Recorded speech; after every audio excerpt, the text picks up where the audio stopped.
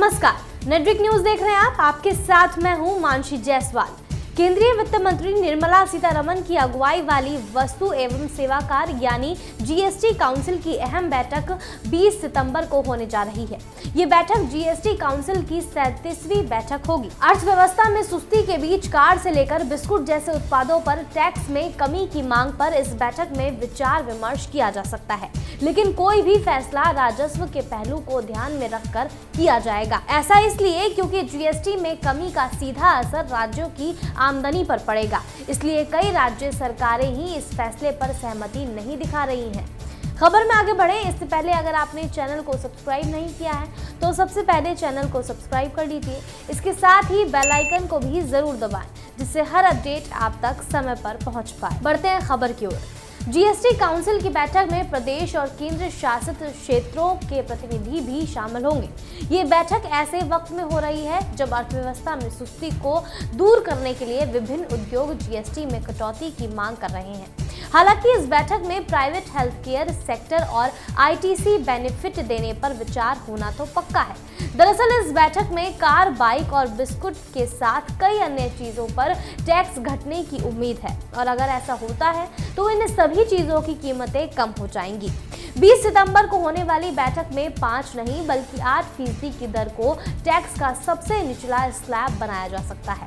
खबरों के मुताबिक मोदी सरकार देश की आर्थिक ग्रोथ को फिर से पटरी पर लाने के लिए कई चीजों में जीएसटी टैक्स कम करना चाहती है, जिसे लेकर इस बैठक में विचार किया जाएगा। आर्थिक सुस्ती के मद्देनजर बिस्कुट से लेकर वाहन उद्योग और एफएमसीजी से लेकर होटल सेक्टर में छाई मंदी से निपटने के लिए काउंसिल टैक्स स्लैब में कमी कर सकती है।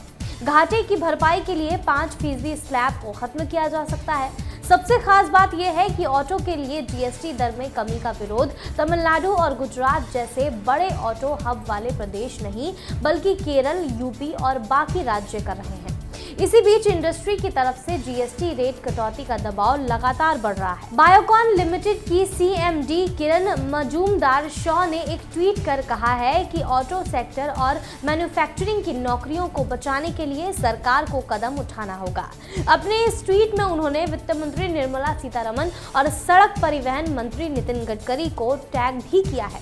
आपको बता दें कि ऑटो इंडस्ट्री की हालत इस समय अपने सबसे बुरे दौर से गुजर रही है। पिछले करीब 1 साल से इस सेक्टर की बिक्री में गिरावट देखी जा रही है। इसलिए इंडस्ट्री से जुड़े लोग जीएसटी रेट में कटौती के लिए तगड़ी लॉबिंग कर रहे हैं। फिटमेंट समिति के मुताबिक दर में कमी से कर संग्रह में 20,000 करोड़ रुपए से अधिक की कमी आएगी। गौर करने वाली बात यह है कि अगस्त 2019 में ग्रॉस जीएसटी कलेक्शन 98,202 करोड़ रहा, जो पिछले साल इसी महीने में 93,960 करोड़ की तुलना में 4.51% अधिक था। ये जीएसटी संग्रह स्तर हालांकि साल दर साल आधार पर अधिक था, फिर भी सरकार की उम्मीद के मुताबिक 1 लाख करोड़ रुपए से कम था। फिलहाल के लिए इतना ही। ऐसी और वीडियोस के लिए आप हमारी वीडियोस को लाइक और शेयर जरूर करें और चैनल को सब्सक्राइब करना ना भूलें। आप देख रहे हैं नेटवर्क न्यूज, साहस सच कहने का।